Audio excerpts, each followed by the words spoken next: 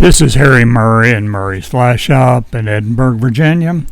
A lot of the anglers are getting interested in doing some trout fishing right now, even though the streams are cold and in some cases the trout are very lethargic. So let's talk about how we can go about this early season trout fishing. Basically, I like to go to nymphs. I'm going to use nymphs that match the natural insects that are in the stream.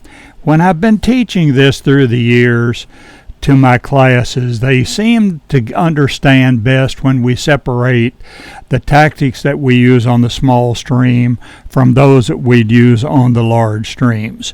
So let's look at the small streams first. And examples of these small streams would be Mill Creek, North Creek, Passage Creek. Those are all really very good small streams, and the fishing is good in them. The width of these streams, and that's part of my criteria here, is that these streams are less than 30 feet wide. Because of the wary nature of these trout, the best tactic is to fish upstream, wade upstream, and fish upstream, because we're just not going to scare them as quickly as if we'd wade downstream. So the method that I like, and the one that I teach in the class that we do over in these small streams, is the upstream dead drift nymphing. Now, the demanding thing on upstream dead drift nymphing, what that means is I'm enabling my nymph to drift back downstream just as if it was a real nymph cut loose from the stream bottom. So that's upstream dead drift nymphing. To help me see these strikes, which I go to the 9-foot 4X Murray's Trout Nymph Leader. Now, the nice thing about this, I built two of these tube indicators into that leader, and they're spaced along the line. I can see those on top of the water. I can see them underwater. So upstream dead drift nymphing, and I'm relying on those indicators in the Trout Nymph Leader to let me see those strikes. The indicators are really sort of the backbone of the whole thing. However, the great big indicators that are so terribly popular now float like a cork, and they keep your nymph from getting down deeply. So experiment back and forth and see what you like. Now, my favorite nymphs for these small streams are the Mr. Rapidan beadhead nymph in about a size 12 and 14, the Murray's caddis larva in a 14 and 16, beadhead hare's ear nymph in a 12 and a 14, the Adams nymph in a 14 and 16, and the Murray's dark stonefly nymph in a 12 and a 14. Those cover a lot of the natural nymphs that live in that type water, and they are all very effective. All right, let's leave those smaller streams and go to the larger streams. Basically, these are streams that I'd say are wider than 30 feet. So that's part of the classification here. Now, good large streams that we have are the Big Stony Creek west of Edinburgh. Bull Pasture is a dandy. Hidden Valley of the Jackson is just a wonderful stream. But those are what I would call our large streams. Now, you can still use these upstream dead drift nymphs in there if that's what you so desire. You're a little bit restricted that, but they're still effective, and those nymphs I just mentioned are still effective in those bigger streams. But let's go to the technique that I personally use and the one that I teach in the bigger schools. The technique that Charlie Brooks taught me on the Madison River many years ago that I refer to as swing nymphing is very effective on these large streams. It's very easy to master. For a beginner, it's easier to learn swing nymphing than it is the upstream dead drift nymphing. Because with the swing nymphing method, you're going to feel the strike, and that's a much easier requirement than trying to see it on the indicator system. So swing nymphing, we're going upstream, and we're going to feel that strike. Plus, with this method, it'll let you get your fly deeper than anything you can do, because with a floating line, we're somewhat restricted, but swing nymphing will get it right down on the bottom, and we're going to feel that strike. All right, now we're going to fish this thing now.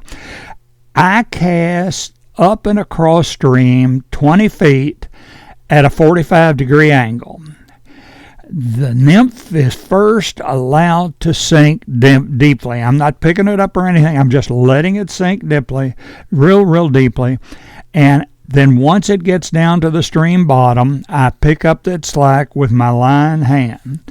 The rod is elevated to a 45-degree angle out over the stream, and by swinging the rod downstream ahead of the drifting nymph, I lead that nymph right along the stream bottom where these trout are holding.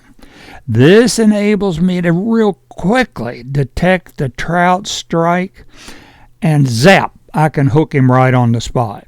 So this is really an easier technique for a beginner to learn.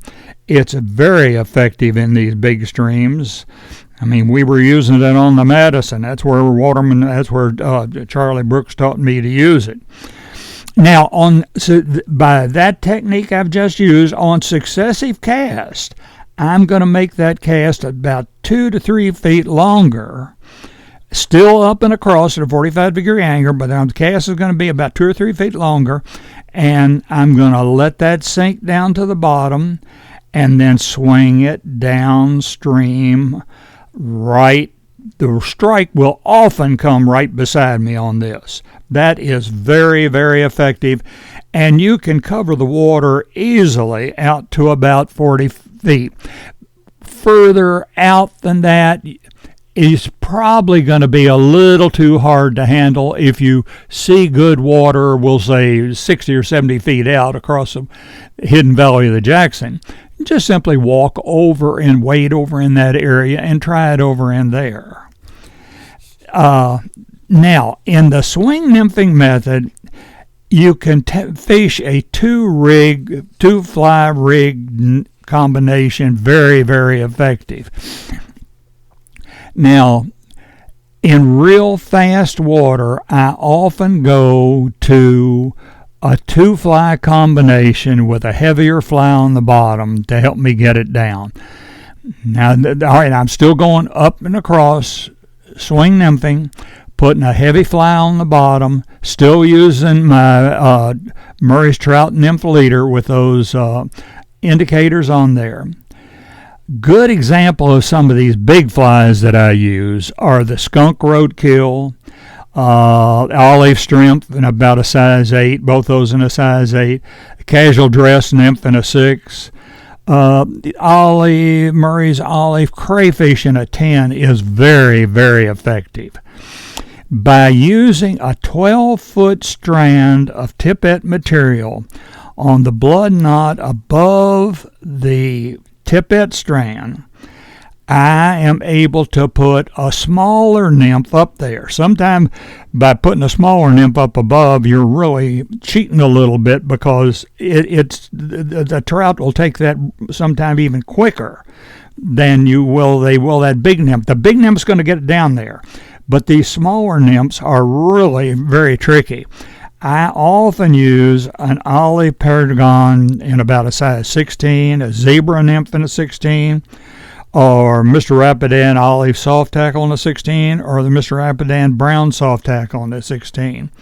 Now, all of these techniques that I'm talking about today in the small stream and the large streams are very effective at this time of the year when the water is real cold, because you're putting the fly right smack dab in front of them. However, I do not want to dissuade you from using these nymphing techniques throughout the season because they are highly effective. If you have any questions on any of this, ring me at the fly shop at Edinburgh and we'll discuss them. I'll show you the flies we're using, help you discuss what we're doing, show you some of the streams that all these are effective. So just stay in touch with us, but don't overlook these techniques that will really help you enjoy the trout fishing during the winter months. This is Harry Murray. Thank you so much for being with us.